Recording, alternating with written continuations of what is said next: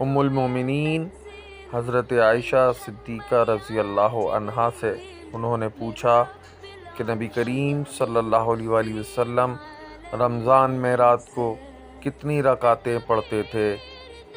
آپ نے جواب دیا کہ رسول اللہ صلی اللہ علیہ وآلہ وسلم رات میں 11 رکعتوں سے زیادہ نہیں پڑھتے تھے، خواہ رمضان کا مہینہ ہوتا یا کوئی اور۔ پہلے آپ صلی اللہ علیہ وآلہ وسلم 4 رکعت پڑھتے، ان کی خوبی اور لمبائی کا کیا پوچھنا۔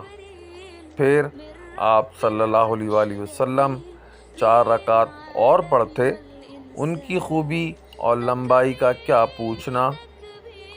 پھر 3 رکعتیں پڑھتے۔ عائشہ صدیقہ رضی اللہ عنہا نے فرمایا کہ میں نے عرض کیا، یا رسول اللہ، آپ وتر پڑھنے سے پہلے ہی سو جاتے ہیں؟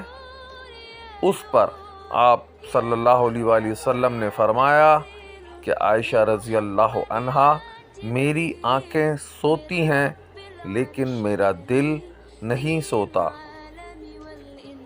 صحیح بخاری نمبر 1147، کتاب تہجد کا بیان۔